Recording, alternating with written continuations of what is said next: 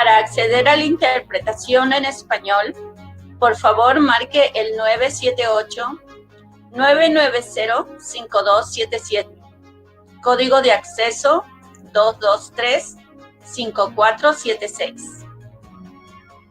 Si laguugu turjumaano afka Soomaalida, fadlan soo wac Lambarkaan 978-950-537.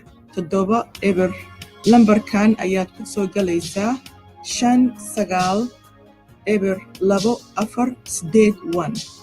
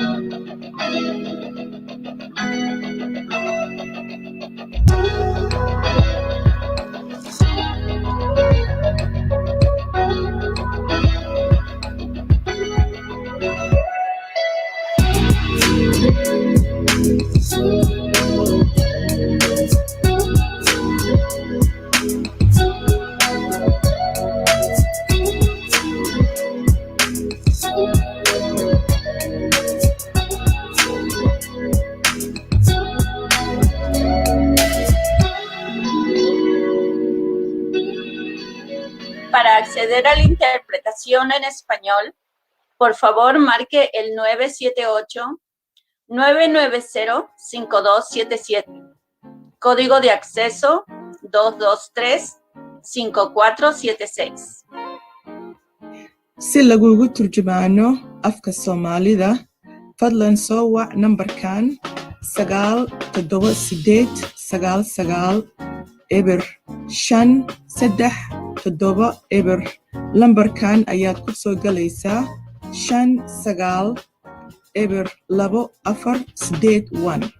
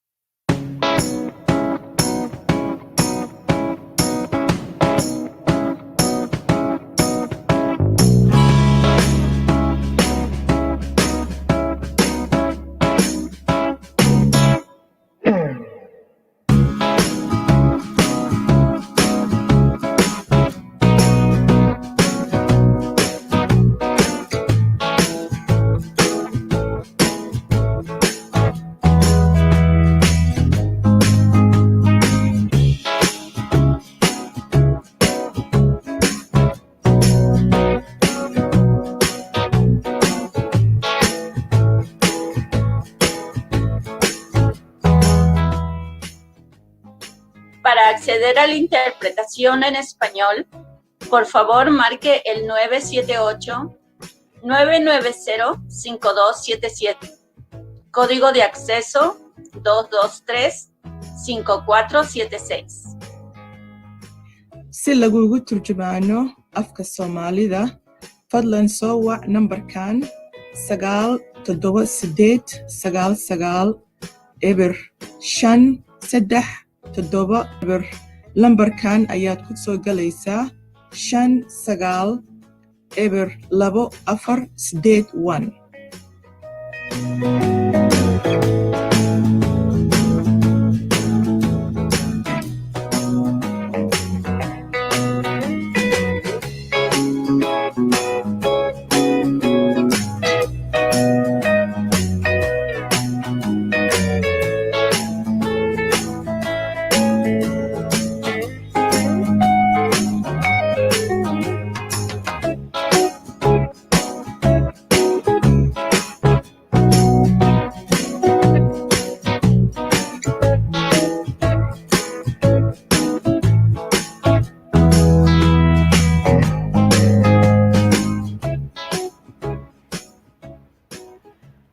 Welcome, everyone. We are warming up the live stream. You are in the right place for our labor of love at home.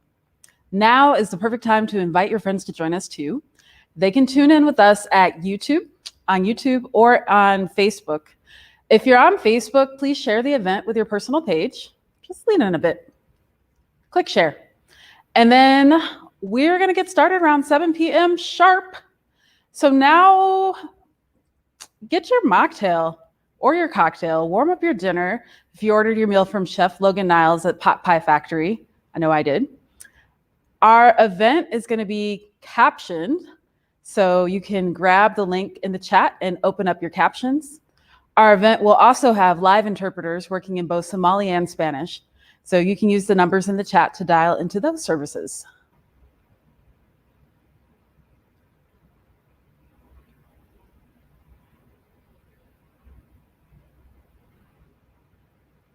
If you're having any trouble, our support is standing by. Just email them at developmentarmsps.org with your name and your phone number. See you at 7.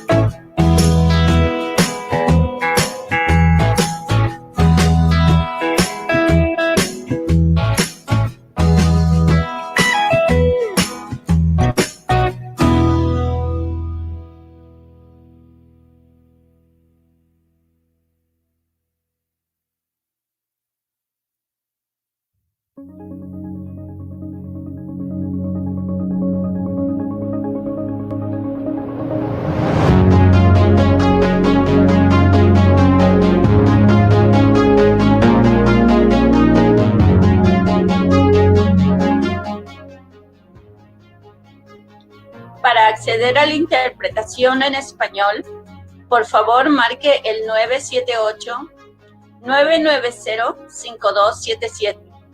Código de acceso 223-5476. Si laguugu turjumaano afka Soomaalida, fadlan soo wac Lambarkaan 978-99-537.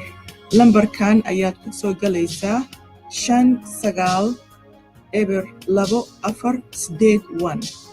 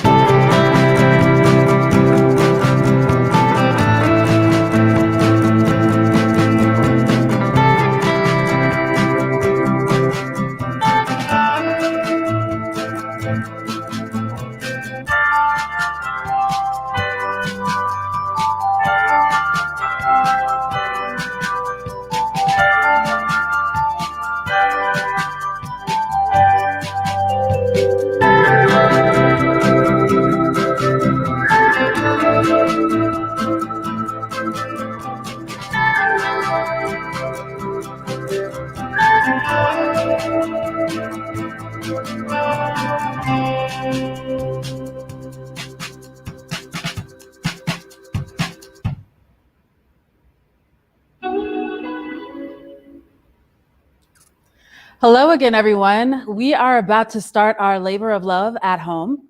We have live captions in English. If you want to read along with the show, just click the link in the chat right now and start your captions. We also have live interpretation in español or in Somali. Check out these videos by Margarita Celis and Suad Farol, two community-based outreach doulas, and they will let you know how to get on the interpretation calls.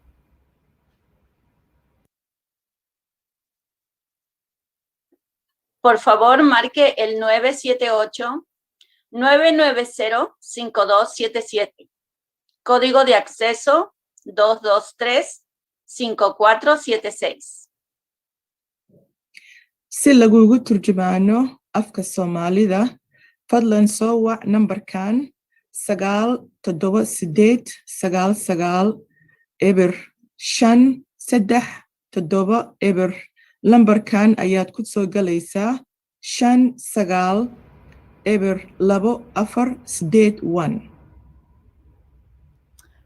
Welcome. Let's begin.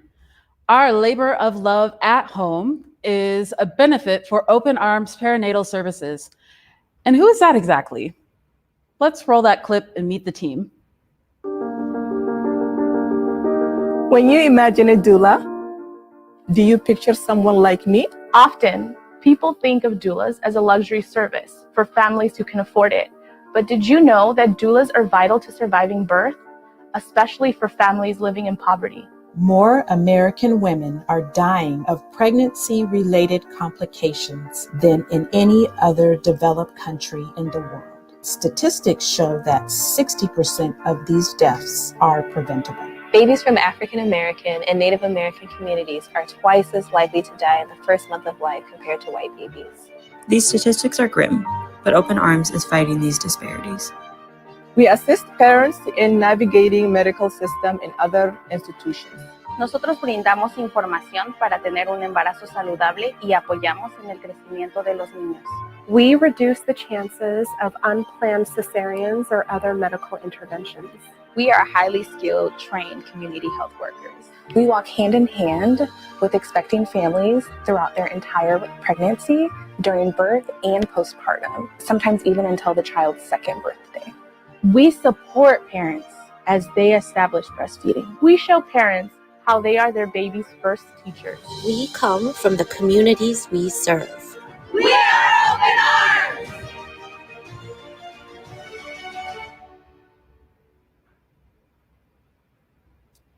Hello and welcome. Thank you everyone for being here with us tonight.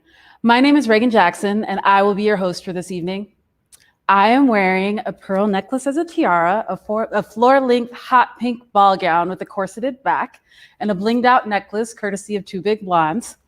Also, of course, my trusty black sparkly sweater wrap and rose embroidered cowboy boots, just so you know. I am a multi-genre writer, activist, and international educator with an abiding love of justice, spirituality, and creating community. I am the co-founder of Blackout Healing and the program director for Young Women Empowered, which used to be right down the hall from Open Arms in El Centro, which is part of the reason I think that all of my friends are doulas. I don't know, that could be part of it. You know, many of us treat our jobs like they're a matter of life and death, but for the staff of Open Arms, it really is. Having a doula can mean the difference between getting adequate health care or not. And as someone who hopes to be a mom someday, it's pretty terrifying to read the statistics and wonder if motherhood would be the thing to put my life in danger. This kind of birth work and community education that these folks are doing is the revolution that our world really needs now, and I'm here for it. And I'm grateful that you are too. Thanks for being here to stand in support of Open Arms. This year, Open Arms is bringing Labor of Love into your home, our first ever online fundraiser. And we are so glad to have you with us this evening. I'm ready. I'm so ready to start this program. Not one, but two powerhouses are with us, Dani McClain and Angela Garbes. And of course, we will be celebrating the important work of Open Arms to build thriving children, healthy families, and powerful communities, which is more critical now than ever. You can donate at any point during the program. Just text Doula Love to 44321. We have challenge gifts, which we will announce later on in the show, which are gonna help us reach our goal. I have something really fun to tell you about before we get rolling. We would love for you to participate in our chat and bring yourself into this party. So if you are on Facebook, please add the comments and share the show to your personal page so that folks know about us. Facebook also allows you to put GIFs into the comments, so please just make this a party. Like, I want this to be fun. I want to see a whole bunch of hearts. If you're joining us on YouTube, you can jump into the chat at any point in time, so don't be shy. You might need to create a free account to use the YouTube chat. And YouTube calls their free account a channel, but don't stress. Just take a moment, create your YouTube channel. You can do this right now, and you'll be able to join us with words and emojis. We want you in the chat on either Facebook or YouTube so you can play our game. Give lots of love to our speakers. Next, we're going to hear from one of our Open Arms board presidents. Let's see you drop some red hearts and some purple hearts into the chat to welcome her. Please welcome to our virtual stage. Oh, here she comes now. Pia. Thank you so much, Reagan. Hello, everyone. I'm Pia Sampaga-Khim, co-president of the Open Arms Board of Directors. We'd like to begin tonight by acknowledging that we are on the traditional land of the first people of Seattle, the Duwamish people, past and present, and honor with gratitude the land itself and the Duwamish tribe. We continue to do our best to honor the first people of this land and to care for current and future generations. If you're not from Seattle, please look at native-land.ca. We're dropping that link in the chat right now. Find out whose land you occupy. We'd love to know where you're watching from, so please share that with us in the chat. We also want to wish everyone an auspicious beginning to the Lunar New Year tomorrow. As we enter the year of the ox, we want to encourage you to reflect on the attribute that the ox represents: honesty, hard work, and positivity. Let's kick off a great new year by spending the time together tonight. Thanks for being with us. Back to you, Reagan. Thank you, Pia, and Happy New Year. So as Pia said, we would love for you to tell us where you're from, where you're watching from. And I see some folks are beginning to answer already. Looks like we've got some folks from Duwamish. And Coast Salish territories. When I look down, I'm just looking at the chat to see what you're saying. Oh, I see Suquamish. Thanks, Annie. More Suquamish folks. Coast Salish. All right, Peggy. So who's ready to have some fun? We're going to play a game. If you attended an Open Arms event in the past, you know we love to play Raise the Baby. Well, I have a very special baby here who has a special place in all of our hearts. When I show you the child, I want you to put your raise hands emojis in the chat and a special message of love for our Open Arms. It's okay to be a little creative here. Let's try it right now. So it's gonna be like this, and I'm gonna go boop, boop. Raise the baby. Let's see those hearts.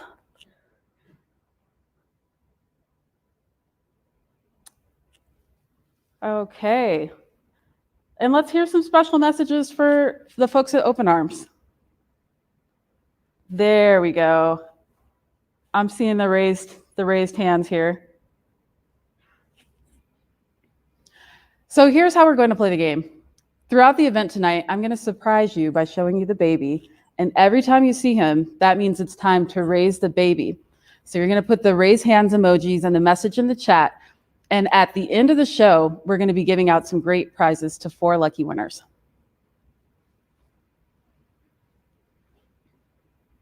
But you have to play now if you want to win later. So are you ready? Y'all just saw a preview of the prizes, and I'll tell you more about them later. All right, let's play our first official round right now. There you go. Raise the baby. Now you get to use those hot new chat skills and help me say thank you to some very, very special people. Let's give a big thank you to the sponsors for tonight's event. Our Change Champion sponsor is AmeriGroup. Our 2 powerful partner sponsors are Group Health Foundation and Heyday Farms. The Bill and Melinda Gates Foundation is our Loving Leader sponsor. And the many others that you can see up on the screen now.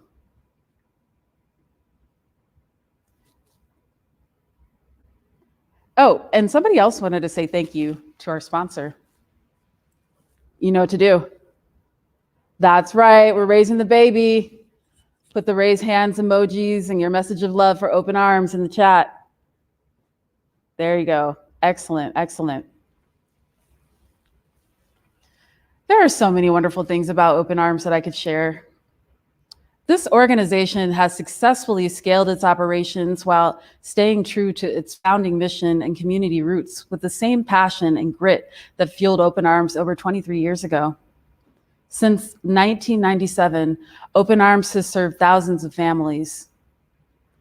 Those families have come from over 71 countries and spoken 46 different languages.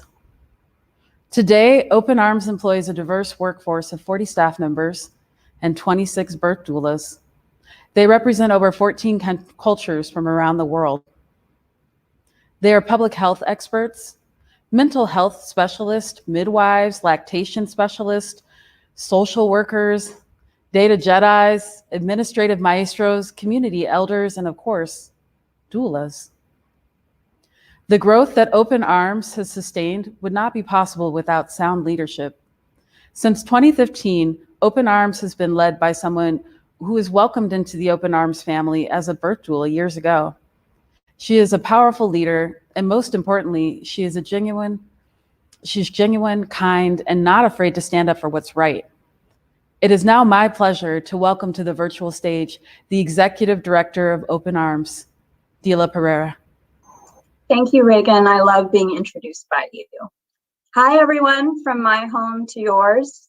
Those of you who have been to our event know that we usually fill a ballroom with love and laughter. There are hugs and babies and strollers. We miss you, and I miss you. Until we can all be safe together, though, here we are. And as some of you know, some of the best laborers are the ones that are at home.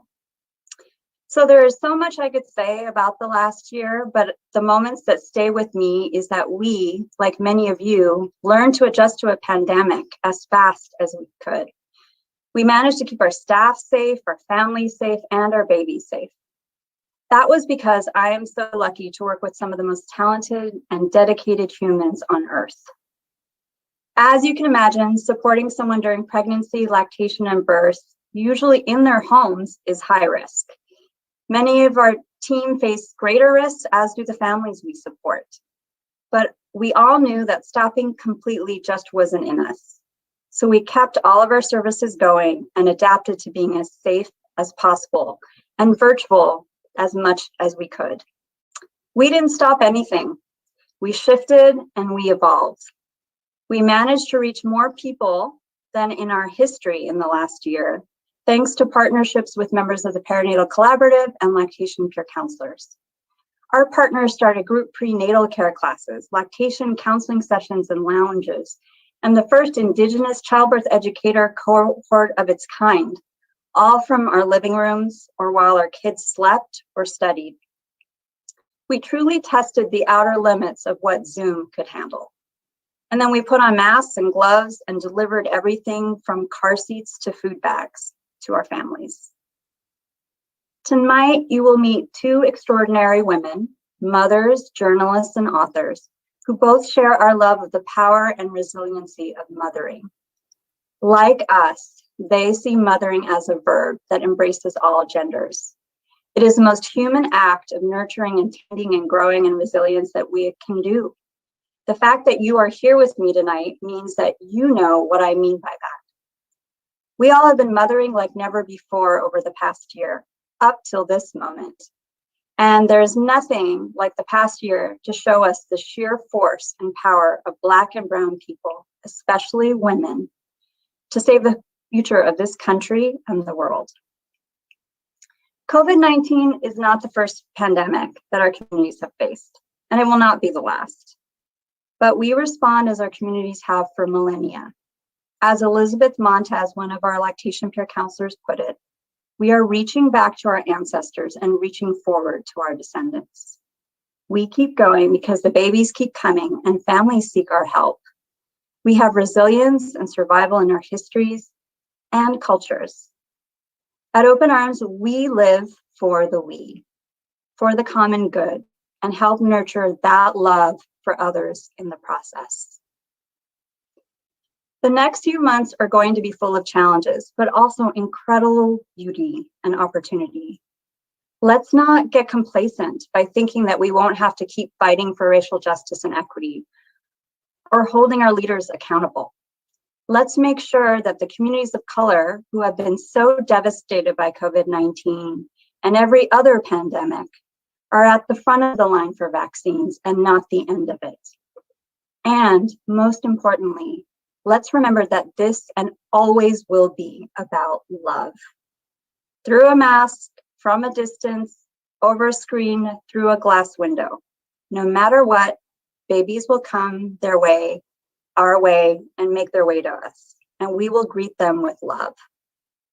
Someday, we will be together again, and there will be laughter, crowns for doulas, and there will be hugs for old friends. Until then, thank you so much for being here and for supporting us. Here's to love. Back to you, Reagan. Aw, here's to love, Dila. I love it. Thank you for those words of inspiration. I'd now like to take a moment to make a toast to the Open Arms community and staff, because that's honestly just incredible, everything that they've done in order to survive this pandemic. And they show up every single day to advocate for the health and safety and wellness of our families and their babies. Like, come on. The Open Arms staff is just tireless.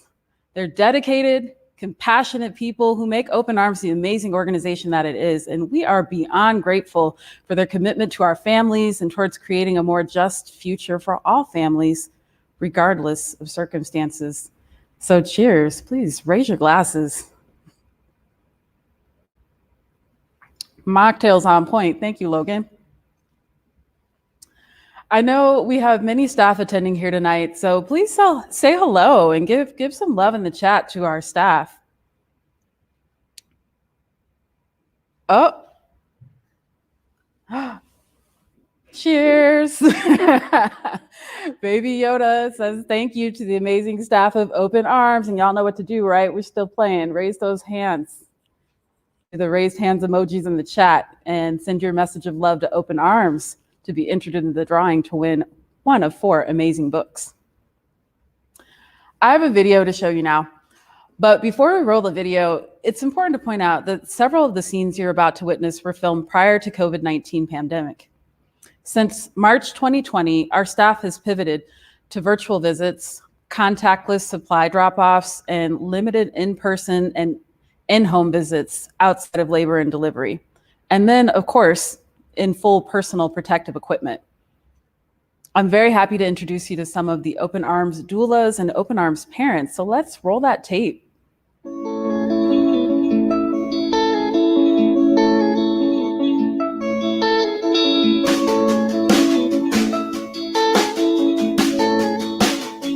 Hi! Welcome, everyone. Oh, this is so exciting. Look at us. We have mastered technology. We are both here side by side in our own separate living rooms. So we are here on our lactation lounge Wednesday. And we are very excited to be celebrating Native Breastfeeding Week. And so I have brought, yay!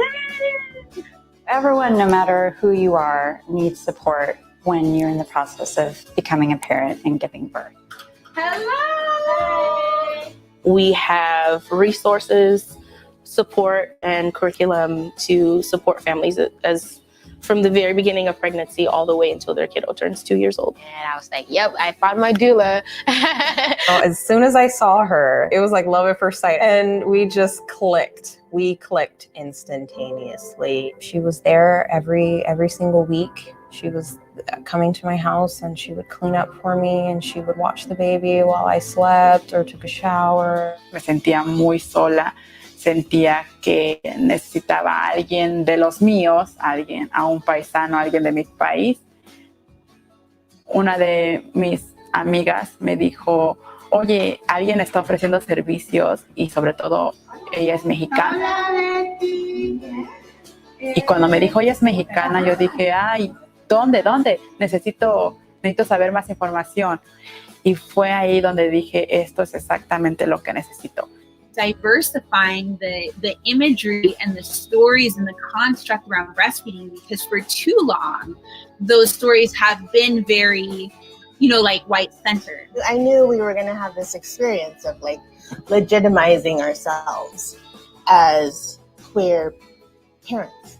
Being African American, the statistics show a higher rate of maternal deaths. It's important for mothers like myself to have a doula of color that is able to help us cope with our struggles and our background. This work that we do in our communities is about supporting us together as we're healing and we're recuperating and we are meeting our babies and we are cultivating that relationship with them. We are reaching back to our ancestors and reaching forward to our descendants.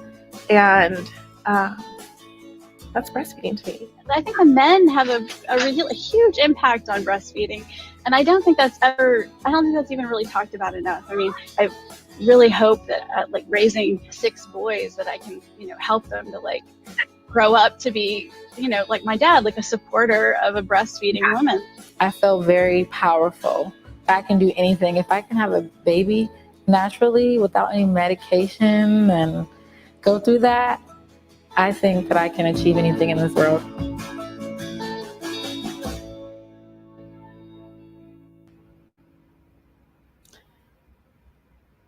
That is powerful stuff. Let's all take a moment to appreciate that joy, that empowerment, those strong connections, and all that love. For me, like, I never really thought about men's impact on breastfeeding, but that's right. Y'all need to support. That's what I'm talking about. Oh, but while we're feeling the love, let's just go ahead and raise the baby again. Yes, put those raise hand emojis and your message of love for Open Arms. That was a great video, wasn't it? Yeah, gosh, where was Yoda born? Like somewhere far, far, far away. I guess we'll never know. But if Open Arms keeps expanding at our current rate, I don't know. We might just be serving parents way, way, way out there. Just kidding. All right, now, the Labor of Love is a fundraiser. And tonight, our goal is to raise $140,000.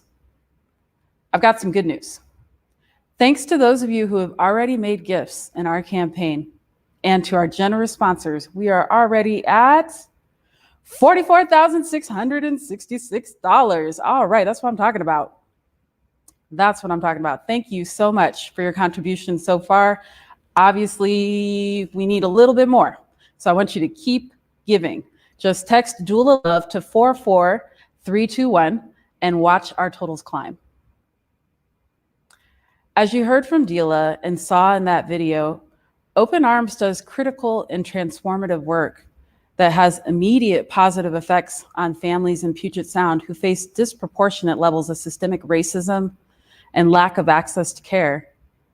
We are about to ask you to make your most meaningful gift to support thriving children and healthy families. But before we do, I want to remind you of a few things. In spite of the obstacles they face, Open Arms families are beating the odds. 95% of babies are born full term. 96% are born at healthy birth rate. 82% avoid unplanned cesarean deliveries. And 87% are breastfeeding when baby is 6 months old. Every one of these outcomes is better than the King County overall. Since 1997, Open Arms has served more than 3,600 families with community-based support completely free of charge. That's incredible. And they're able to do this work because of you. That's why we're here tonight asking for your support. You know how important this is. You know how important it is. When you donate, you're helping Open Arms to continue to meet the growing needs of families of color, immigrant families, LGBTQIA families, and others who are not given equal access to quality health care. Ooh, we have a fun gift coming up from our challenge donors. They will offer another $10,680 if we're able to successfully reach our goal of $140,000. So we've got to do this. We've got to meet this challenge. I can't tease you like that without giving you a chance to see where we are right now, which means it's time to check the thermometer. Let's take a look at that thermometer and see how close we are to our goal of $140,000 right now. Woo, okay. $108,468. That's what I'm talking about. Keep it coming in. Keep it coming in. You know what to do. Just text Doula Love to 44321. Make it rain, y'all. Just because of that. Boo, boo, boo, boo. We gonna raise the baby. That's right. I want you to feel like you're winning because we are all winning when you support Open Arms. And, you know, Baby Yoda loves watching the money come in. I know I do. Look, his little ears are twitching with joy. It's happening. All right, so now I am even more excited to introduce our next guest. Dani McClain reports on race, reproductive health, and activism. She is a contributing writer at The Nation and a fellow at Type Media Center, formerly the Nation Institute. McClain's writing has appeared in outlets including Slate, Color Lines, Ebony.com, The Rumpus, and Guernica. She was a staff reporter at the Milwaukee Journal-Sentinel and has worked as a strategist with organizations including Color of Change and the Drug Policy Alliance. She's also the author of We Live for the We, The Political Power of Black Motherhood. Wah, wah, wah. That's right, this is an incredible book. McClain lives with her family in Cincinnati, which is where she's joining us from tonight. Seattle-based Angela Garbes is the author of Like a Mother, an NPR Best Book of 2018. Like Dani, she's a journalist, and her work has appeared in the New York Times, The Cut, Bon Appetit, and On Fresh Air. If you attended Labor of Love in 2019, you'll remember her as a fabulous keynote speaker. We couldn't be more honored to have her here with us tonight. Make sure you drop your questions for these two brilliant folks in the chat as we go, and we'll have time for one or two at the end. We can take your questions from Facebook and from YouTube. It is my great pleasure to introduce you to Dani McClain and Angela Garbes. Show them both some love in the chat right now. Thank you, Reagan. Yeah, thanks for that introduction. Hi, Dani. Hi, it's How good to are see you? you. I'm okay. I know you're up a little late where you are. It's late. Yeah. It's 10:30 here, but Oh, wow. My big fear was that I wouldn't get my daughter like asleep and so. But she's down. She's I have down. to say that you are frozen on my screen, but I can hear you. Okay. So we're gonna roll with this. Well, thank you so much for being here. Before we dive into the conversation, I just want to say that I'm so happy to be here. Open Arms is one of my favorite organizations. I'm a very proud donor, and it's an honor to be asked to be able to support the staff and doulas in this way. And Dani, you happen to be one of my favorite writers. I've said this before, but you know, your work is really a touchstone for me. Like, if Dani McClain is writing about something, I know it's important and I need to be paying attention. And I also know that my perspective will be enriched by the story that you are telling. And what I love, thank you. Yeah, you're so welcome. What I love most about Open Arms and Dani's work, they're really the same. You both purposefully center the lived experience of Black women, brown women, parents, and families of color. And that insists that we are complex people with complex lives who deserve the respect and care that, unfortunately, our society doesn't always offer us.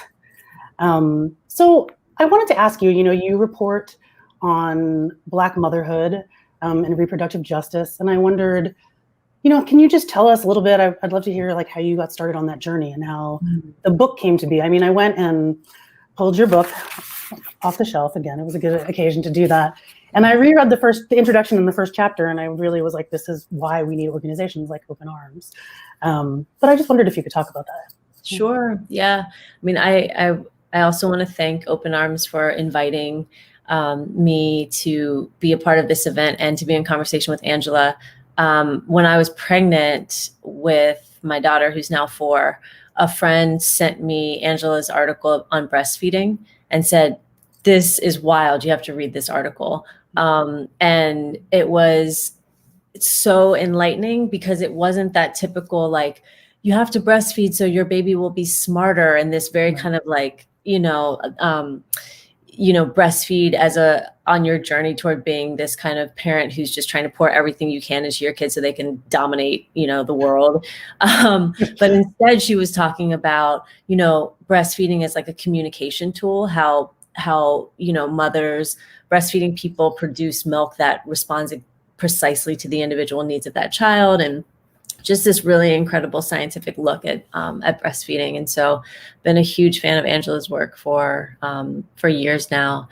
So it's an honor to be in conversation with you about this.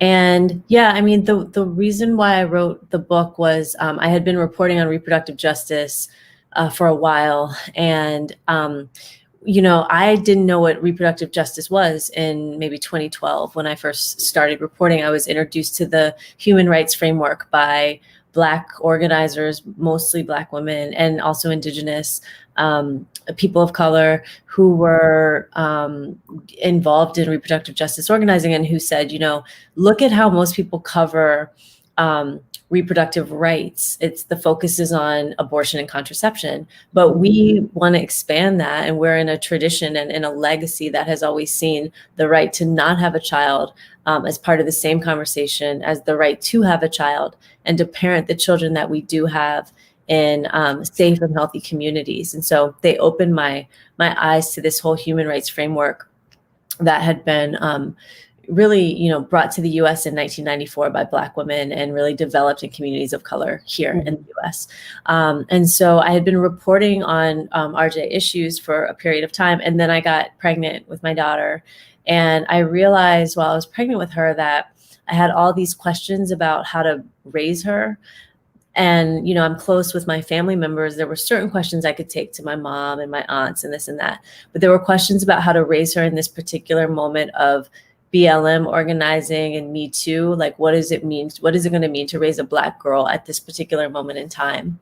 And I realized that because I had been reporting on reproductive justice and I had been reporting on racial justice organizing and Black liberation movement building, and at that particular time it was BLM, that was the kind of primary formation, I realized I should ask my sources. Like, I know some of the kind of leading organizers in the country, and a lot of them are parents, and I've never talked to them about how they bring their values, that they're constantly working on out in the world, how they bring those values into their home. And so that's one of the origin stories around how we live for the We Came to Be.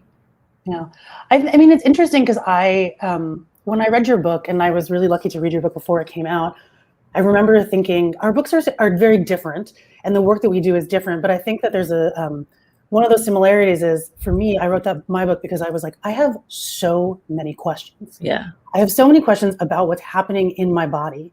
And and I think this is related to reproductive justice, which is in the family and the culture that I grew up, we didn't talk about our bodies. Yeah. We didn't talk about them, certainly not as vehicles of pleasure, right? It was more like, don't get pregnant, right? Like, that was sort of how I was taught to think about my body in terms of a reproductive sense. And I think about how, I don't know, I mean, with your book, it feels very much like just that journey of asking those questions, and to bridge that with the political is a really important step to make. And then when you start to do that, though, you realize how intimately they're already related. Right. When you ask the people who are in your book, your sources, and I think of you as such a well-sourced journalist and really being deeply in relationship with your sources and asking them, how parenting informs really is the driving force behind a lot of what they do. Yeah. Yeah. Right. I mean, because there's, that one of the other origin stories, like, to the book, it's related to this question, is while I was pregnant, I was in my final trimester this summer of 2016. So this was this summer that Philando Castile was killed by police in the Twin Cities, the summer that Alton Sterling was killed by police in Baton Rouge. And so it was a really hot summer in organizing. And it was also a moment when the mothers of Michael Brown and Sandra Bland and Jordan Davis, all these Black people who have been killed by police or vigilantes, were invited onto the stage at the Democratic National Convention as the mothers of the movement, and who were talking about why they supported the Democratic platform and some of the changes that they thought that at that point this would have been, candidate Hillary Clinton would have kind of brought to police accountability questions. And so I think one of the, things that's true about being a Black mother or a mother in a community that's constantly facing, oppression and contentious relationship with certain institutions like police, is that parenting is political. It's like your child is, oftentimes they're not even seen as children past a certain age. Their very childhood is taken away from them just by virtue of the color of their skin. And so to be a parent is to be an organizer, just because you constantly have to advocate for them, whether it's at school or in the doctor's office or in the neighborhood. And so that's one of the things that I really, excites me about what Open Arms is doing, is this idea that it's other mothers who have lived that can be the right coaches for a new parent who's entering that journey, right? Yeah. So this idea came up again and again in my reporting, was this idea of cultural congruence, that people are looking for birth workers, whether it be a midwife or a doula or even an OB, that's going to understand their particular experience, because they and they come from the same place. They know who you are and where you're coming from. And so that's one thing that came up again and again. Yeah, I mean, it struck me, the videos made me cry, which I'm an easy cry, but one of the things that really stands out to me is when they're saying, one of the doulas, Betty Hernandez, right, and one of the women is saying how she's like, you need that woman who's Mexican, right? And you say, we come from the communities that we serve. Yeah. And I think that is, I mean, that's part of, I think, why we write the things that we write, is that we were those people too, who were looking to be served by people within our community, to be spoken to as full people by people who see us. We don't have to explain ourselves in that way. And I think about, it's so important to be here and supporting Open Arms, because as you were saying, to be a parent of color, and specifically to be a Black parent, you're guiding children through institutions that are in many ways like acting counter to like their thriving. And we don't have institutions in this country that care. They don't care about people. And what happens in the meantime, right? In an ideal world, Open Arms would not have to exist. But Open Arms exists because we don't have those institutions. And someone needs to fill in the gaps. And someone needs to care for us in the way that we need to be cared for, and needs to see us as we are. And I think that's really, I think it's why we're both here, and why we're both here in support of this organization. I'm so glad that you said that, because I was just rereading the article that you wrote for The Cut, which just like spoke to so much that, many of us are going through, about just everything that the pandemic is putting parents, but particularly women, through. And at one point you say, that you asked your husband, who's a labor organizer, can we unionize mothers? And then he says, well, but who would you bring your demands to? Right. But then what I was thinking is like, nobody, right? Because there's nobody who's like listening, right? You don't petition the government because they're clearly not listening, but we bring our demands to each other. We help each other figure it out. Yes. I mean, that's how it's always worked. And that's what organizations like Open Arms are doing. You don't have, you need access to housing, you need access to food, you need a lactation consultant, you need to know the community resources that you have access to.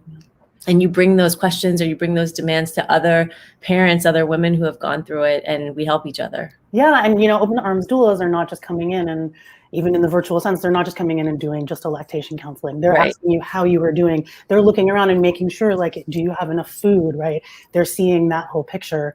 And I know you and I talked back in the fall about this, like, we're gonna survive this. Before I was like, I don't know if we're going to, I think we're going to, like, I know we're going to survive this. As Dila was saying, like, this is not the first pandemic where people have been through, it's not the last one. But it really is, we're going to survive because we keep each other safe, we take care of each other.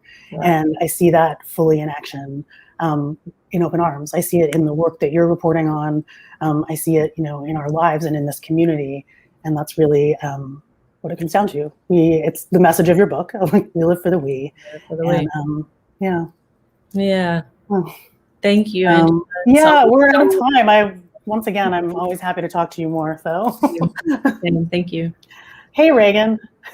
Hey, this was such an awesome and important conversation. Folks in the chat have a question or two, but also I just have a question. Can I just I'm going to actually put my right here as as an MC for tonight. Like when you're advocating for your kids, like how do you balance prioritizing like preparing them for hard realities with like preserving their innocence? Ooh, that's the question. I mean, that's very carefully, you know, with a lot of by granting myself a lot of grace and knowing that I'm not always going to get it right. And also, and this came up a lot in the reporting that I did, and people would, you know, I was talking to mothers, Black mothers who had children older, you know, and they said, you have to, the world is going to do to our kids what it will do, unfortunately, right? But we have to create zones, safe zones of play and fun and joy and celebration so that in, you know, our homes can be a place of refuge, and so that our children know that they are children, and we give them spaces to have their childhoods and feel free and feel empowered and feel happy. So that's something that I try to do a lot, even in a moment like this in the pandemic where I personally am just so done, right? It's like I have to remember to celebrate and to make things fun for my 4-year-old. Yeah. I mean, I think encouraging that, letting them be children as much as possible. And I think a lot about, like, you know, the way I grew up, we didn't talk about a lot of things that were difficult. And I feel like I came into consciousness about a lot of things later. And so for me, it's a priority to talk to my children about things, like to not hide things, but also realizing my children are 6 and 2. So my answers only have to be good enough for a 6 and a 2-year-old right now, you know, and I feel like I open the door, we talk, and they're going to come back with more questions, like as their life grows, as their brain grows, and we're going to keep talking about it. Right? We're not going to answer everything. Not one conversation isn't going to kill their innocence, nor is it going to, you know, deeply radicalize them. Right? It's a process. It's a lifelong process. Yeah. Question from the chat. Thank you for that response, by the way. That's helpful. Any thoughts on how people who are mothering can sustain themselves right now as advocates and parents at the same time?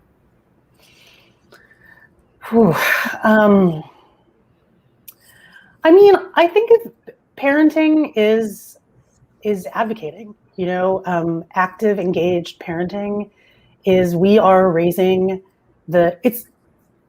there's so much, right? I think I wouldn't put pressure. I would put just to see what you're doing every day as valuable work. I mean, I think about it, I mean, really, we are raising the next generation of people who will like never put children in cages, right? Who will never ask people to choose between paying rent and getting their medications, right? And that's like instilling values. That's parenting is like frontline advocacy work, I think.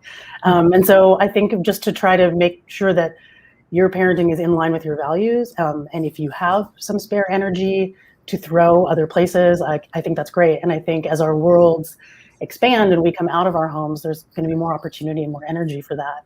But parents are doing a lot. Yeah, with parenting and surviving, I think. That's right. I agree. One of the big lessons of this past year for me has been asking for help. You know, I'm someone who always, has been really independent in a lot of ways, and it's become clear to me that I can't survive this without asking for a lot of help. And I see my friends and I leaning on each other in new ways. Some of it is like I'm going through a hard family time right now.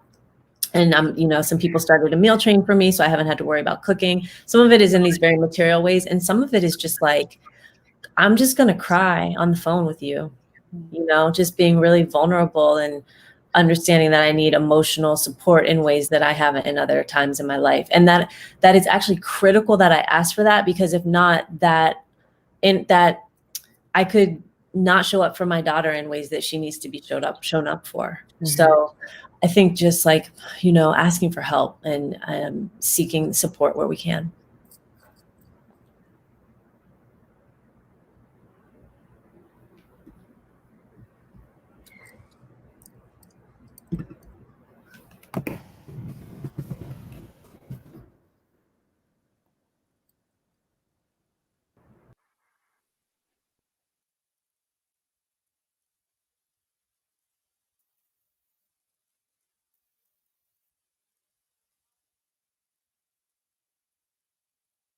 The scenes team has collected the names of all of our Raise the Baby game winners, and here they are. You can see them on our list here. And I am going to draw 4 random winners in this moment. But first, I want to show you what the 4 lucky humans are going to win. So we have We Live for the We by Dani McClain. Like a Mother by Angela Garbes. Then one of my books, which is actually not out yet, but is coming soon, called Still Here, a South End mixtape from an unexpected journalist. And my children's book, Coco the Swish, A Fish from a Different Rainbow, paired with this doll that I made. I know, she's so cute. So the first winner, I've got all the hearts here. The first winner is number 10.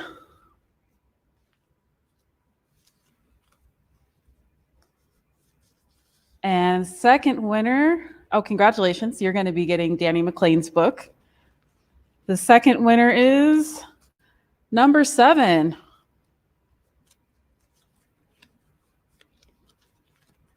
The third winner is number 15. And our fourth and final winner is number 14. Congratulations to all our winners. Our behind the scenes helpers, oh, that's super cute. Our behind the scenes helpers in the chat will be helping you to get your prizes. So let's show the thermometer. Our event is drawing to a close. So we're going to take a final look, and I am seeing ooh, it's still going. $116,698,000. That's looking good. But I want to see a little more. So continue to text Doula Love to 44321.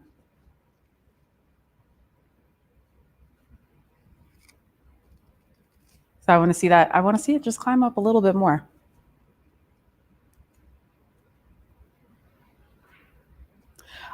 All right. Let's go one more time. I'm pretty sure that if you're like me, you know that this is literally the most important thing ever, right? We're talking about babies. We're talking about babies being safely delivered into this world, babies that will change this world and make it a better place.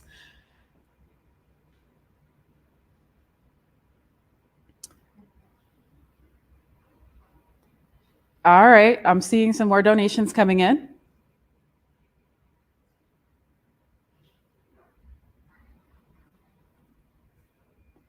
Oh, that's looking better. Okay. 127,000. That's what I'm talking about. Great work, everyone. Thank you so much for supporting Open Arms. Thank you for supporting doulas and thriving communities. And before we say goodbye, I want to remind you that you are a part of Open Arms.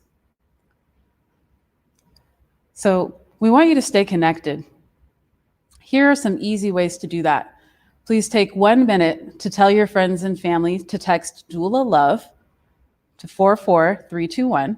We have until midnight to show more support for Open Arms, and more than midnight. I mean, just keep going. Always keep supporting.